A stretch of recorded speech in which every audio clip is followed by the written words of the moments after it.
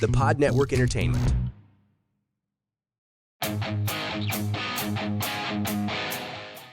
Adam Copeland is out with an injury. He broke his tibia during the barbed wire steel cage match against Malachi Black. He did that elbow drop from the top of the steel cage, and that broke his tibia. Kita naman natin sa landing na olats talaga yung landing. Yeah. And at 50 or 51 years old, clearly Adam Copeland's body.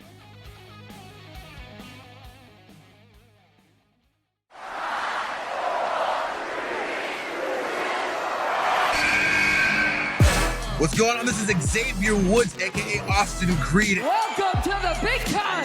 Hello, WWE Universe in the Philippines. This is Charlotte. You know your damn role and shut your damn mouth. Hey, everyone. This is Jeff Cobb. I have to finish the story.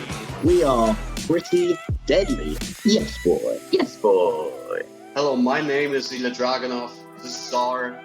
Bang! The sniper is shooting you down. This is TMDK's Robbie Eagles, and you are listening to the Wrestling Podcast.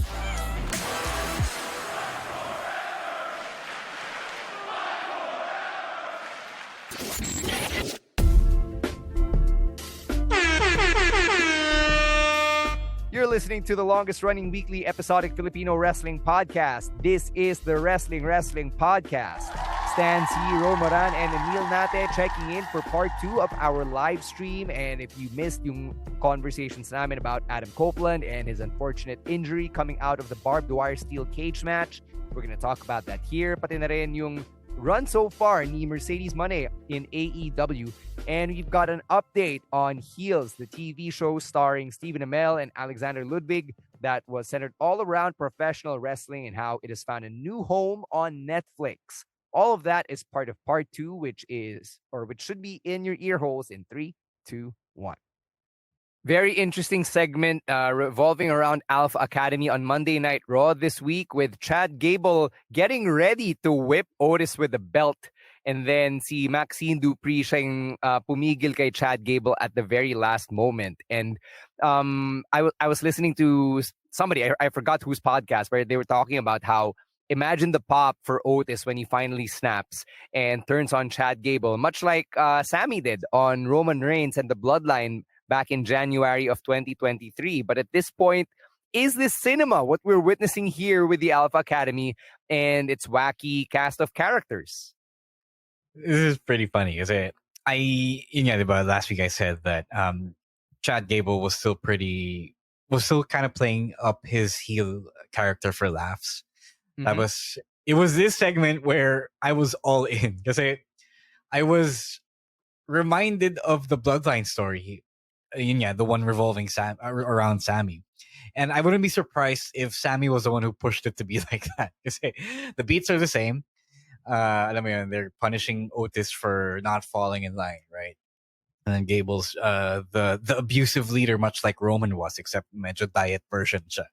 And Chad Gable isn't as intense as Roman. Like everything he does, he's so playing up for laughs. So parang hindi yata siya, I don't think he's able to be as intense as Roman, right?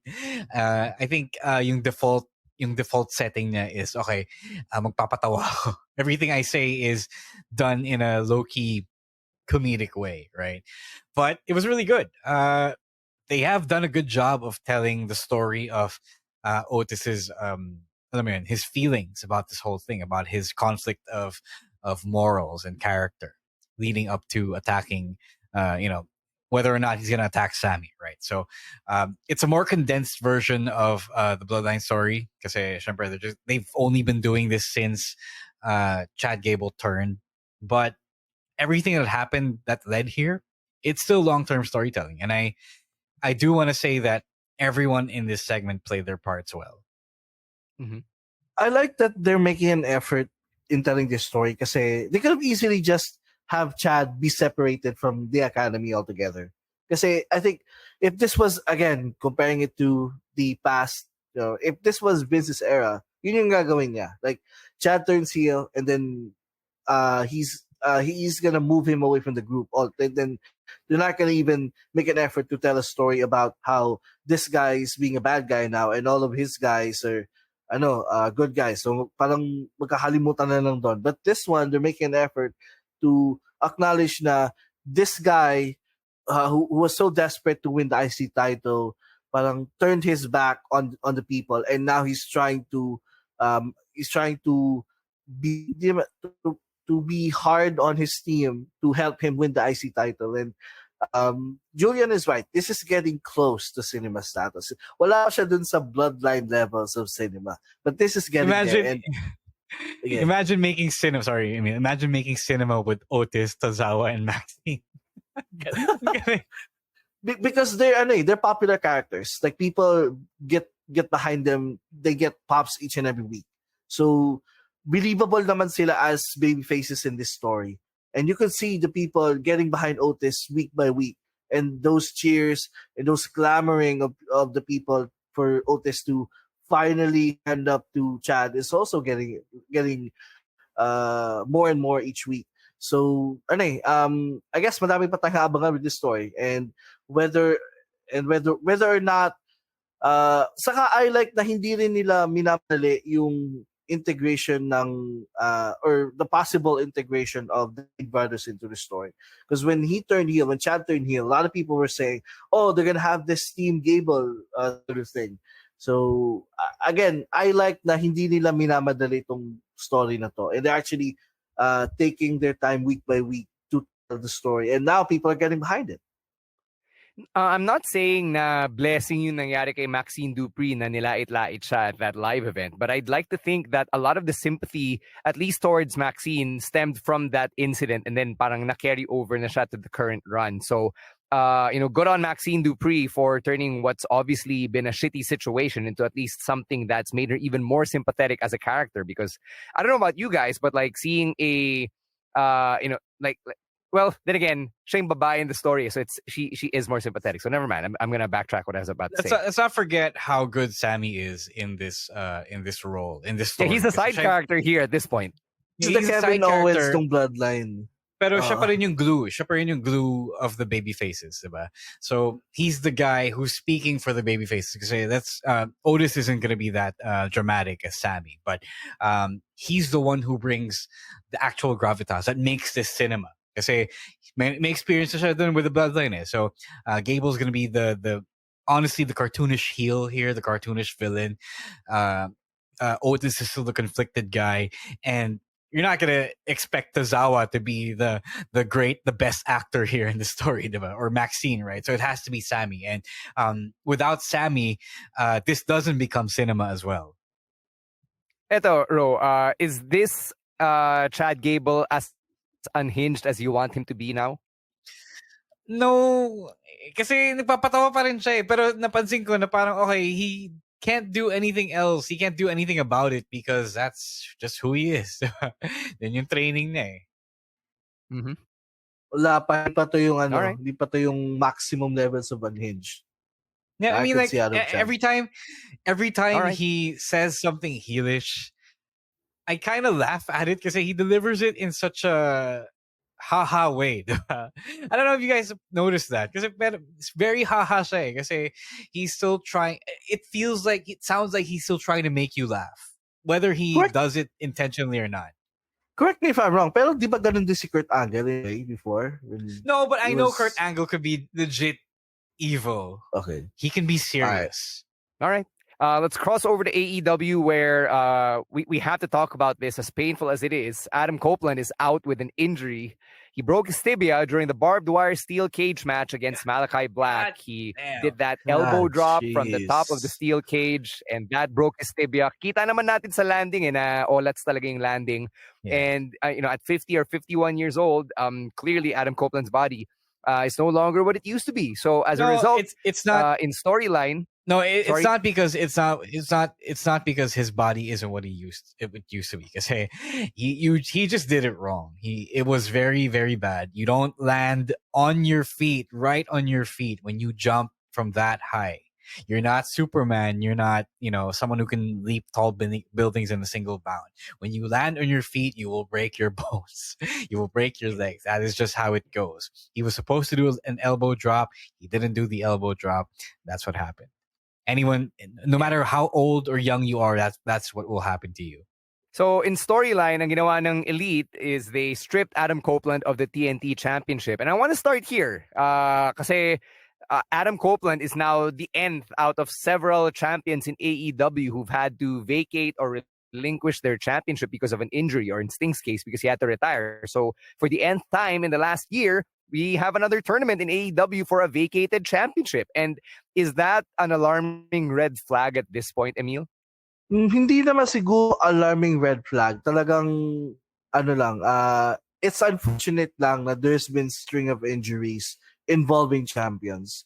And WWE also had a time like that before, like years ago, na sobrang daming injured na by the time WrestleMania came, you got a lot of key guys missing. So it's the same way as this. Na it's not super red flag na madaming championships na nabibigate, but it's really a concern with their schedule. Like, I know they have a lighter schedule than WWE, but the way they go each match, like, super hard. Like, they always go 100 miles an hour each and every match.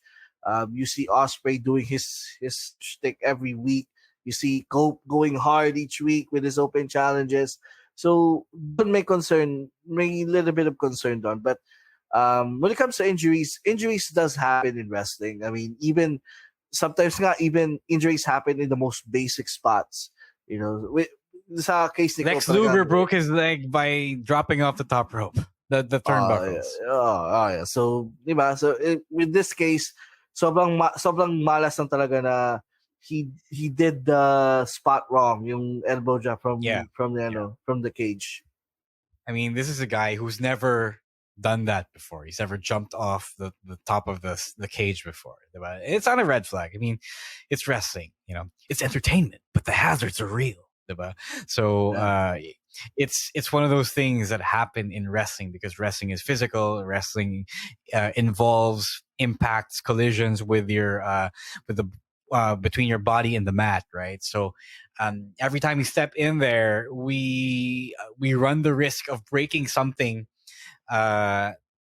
even in something as simple as a bump. You know this. We have friends where this has happened. I mean, to whom this has happened, right? So it's no less frequent or alarming as anything else. It's just a thing that happens, especially when you run the risk of high spots. Mm-hmm. All right, so the Elite did their thing. Magpa-power trip dapat sila. They were about to award Jack Perry the TNT Championship, and then Christopher Daniels came out. Apparently, he's back. He's now an interim EVP in storyline, and then one of the first things he did is to say na magkakaroon ng qualifying matches where the winners will go on to compete in the ladder match for the vacated TNT Championship at Forbidden Door. And then, throughout all of the celebrations and all that, nagkaroon din ng bagong Lamborghini si Kazuchika Okada. So what did you think of how that entire segment went down? So, Emil, go for it. I think the news here of CD being an on-screen authority figure, I think that is needed because para may kontrapelo yung Young Bucks.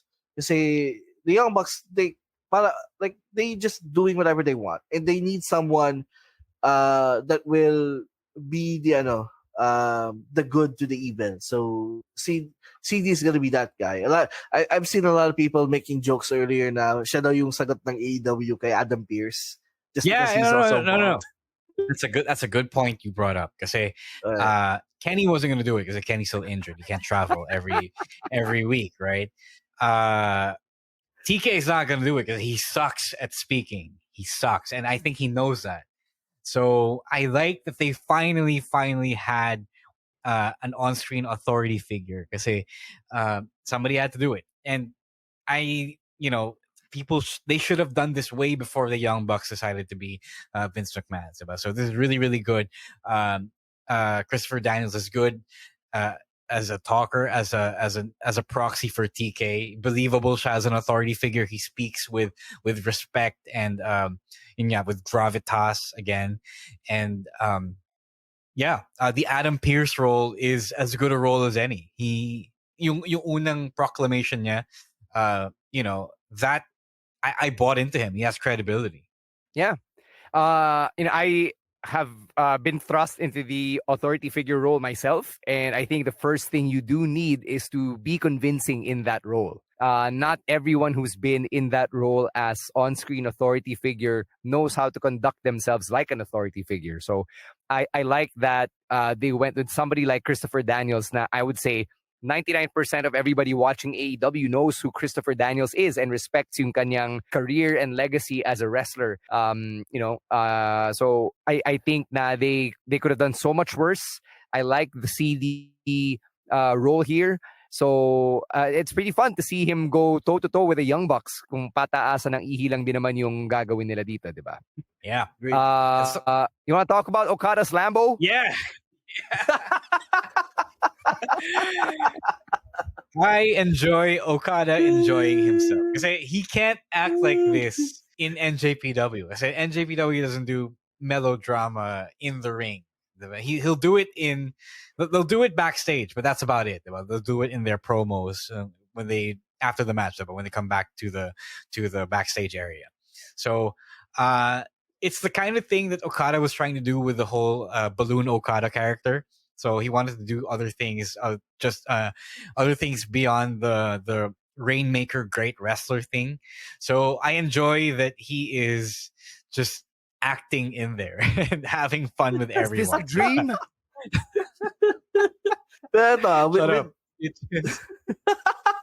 With Okada, one of the things that people were worried about when he made the shift to AEW is that he's just going to be the same guy as he was in New Japan.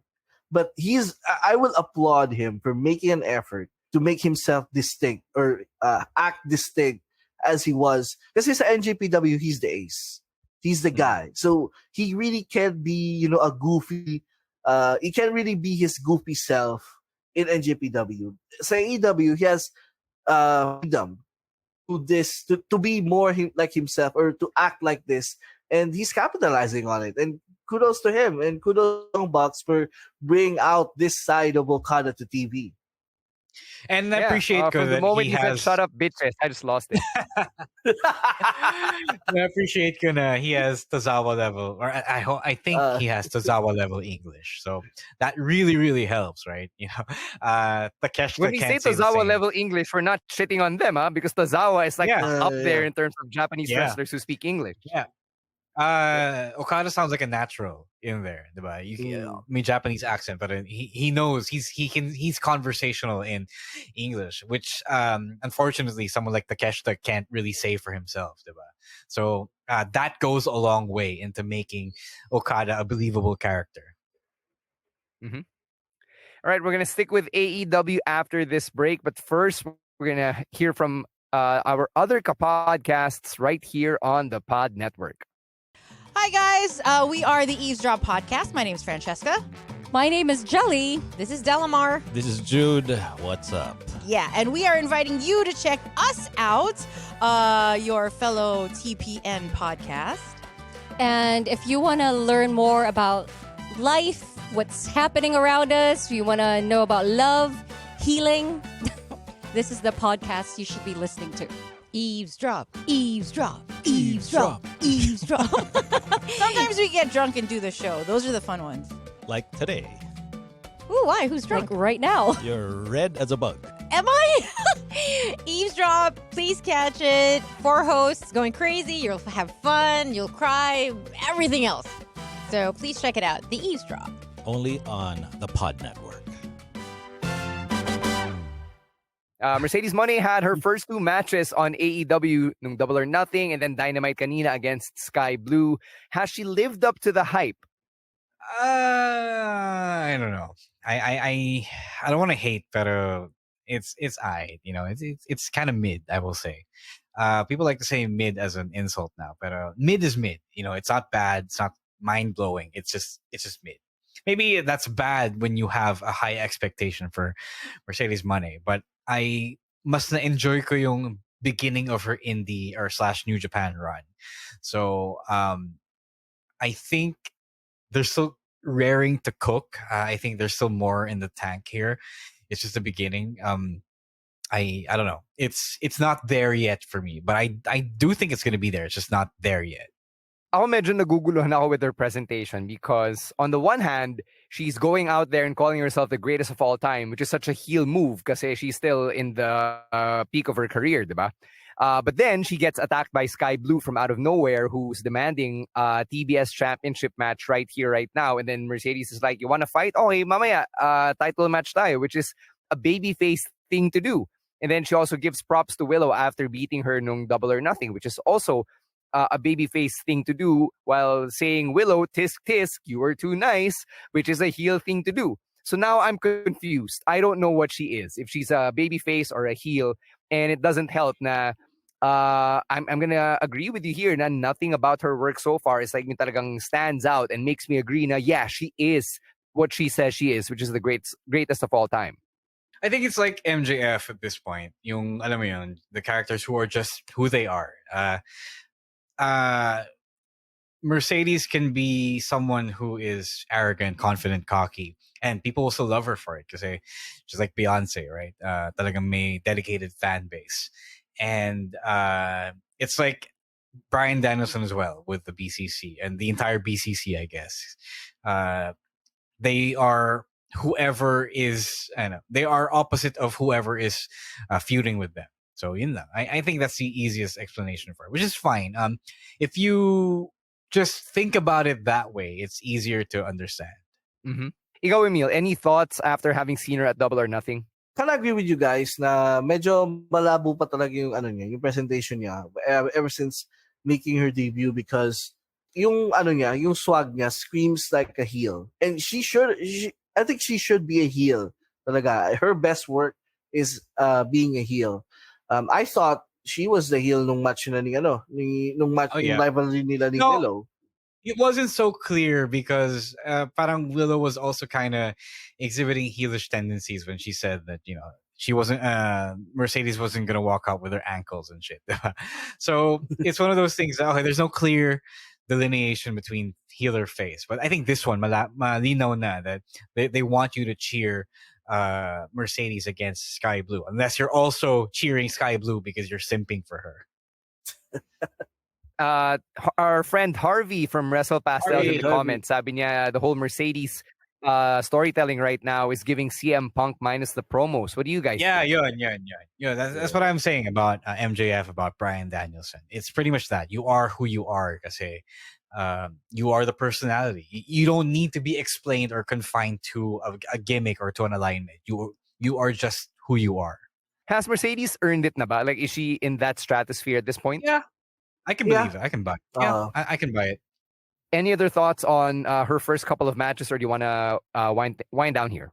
Yeah, wala pa naman. It's 2 matches and half a story, I guess. 1 story, 1.5 stories. So we can move on from now. And it's too early to grade, I feel. All right.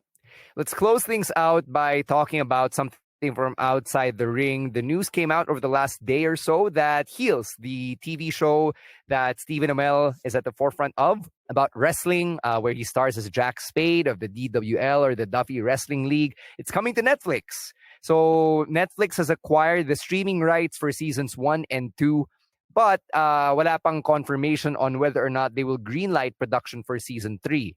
So the hope, I guess, is that if Heels does well enough on Netflix, maybe it will justify season 3 being produced, and Jack Spade, his fate can actually be decided kung makakapaglakad ba siya or hindi. Here's the thing about Heels. Not a lot of people were able to catch it. I mean, not the entire fandom was able to catch it. Kasi one, it was on Stars, right? So if you parang available lang ata yun sa American cable, right? So it was available here in the Stars app. It was available here on Lionsgate Play, but not everyone has Lionsgate Play as well. So mahirap talaga when you were trying to do a prestige production like Heels, and you're not really reaching your intended audience. So it was a victim of just bad network placement. So I think this is a hope spot. I mean, Suits had a resurgence, and Suits ended like 6 or 7 years ago. It had a resurgence thanks to Netflix. And if that can get a resurrection, I think heels can as well. Lalo na when Netflix is going all in on wrestling with WWE, diba? So especially with Stephen Amell being buddies with Cody Rhodes, I think the connection is there. People will want to see the show, even if they will not find it as problematic as we do, those of us in the wrestling business. But it's going to be good. I feel like it's going to be the thing that brings it back and gets Jack to walk again.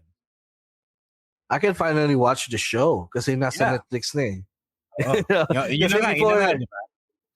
Kasi before, mahirap siyang hanapin to watch it legally. So now, a lot of people, a lot of wrestling fans will have the chance to watch the show, and maybe there's a chance, pag bumenta to sa mga wrestling fans na, who knows, might get picked up for another season.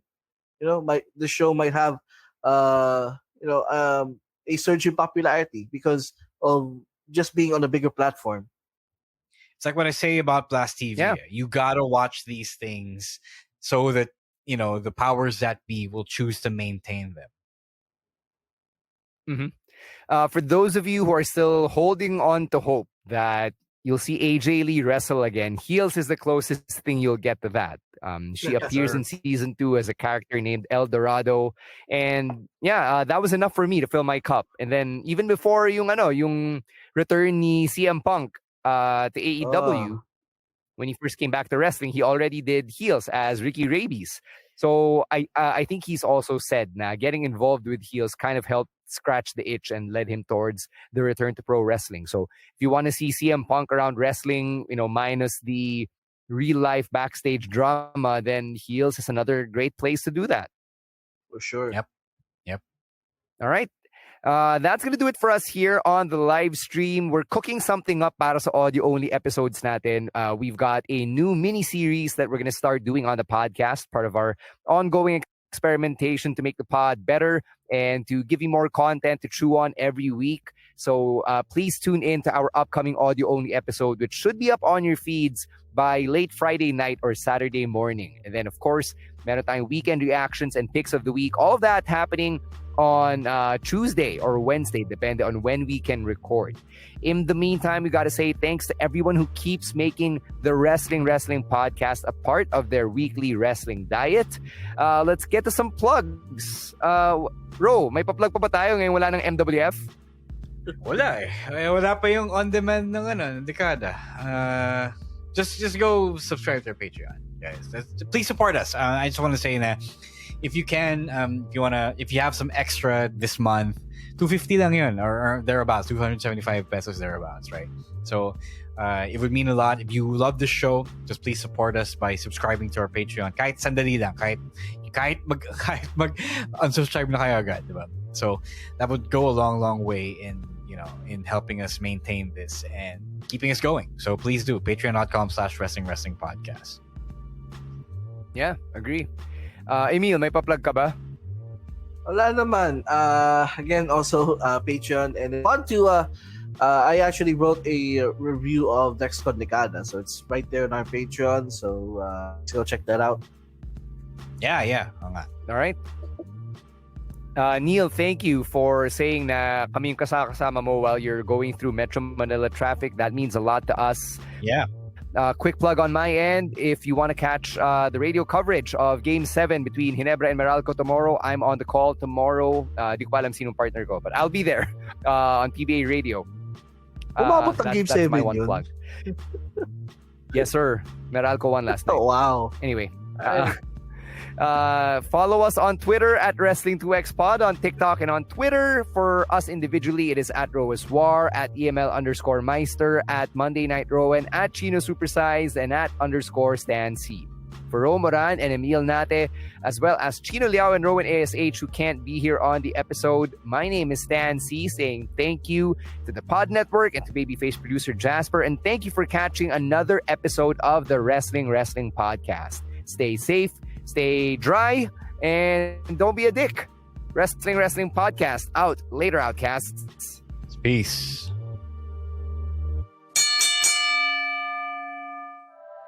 The opinions of podcast creators, hosts, and guests are not necessarily reflective of the official stance of the Pod Network Entertainment, its hosts, or other network programs. The content created by the people behind the podcast is personal and not meant to harm any religion, ethnicity, group, organization, company, or individual.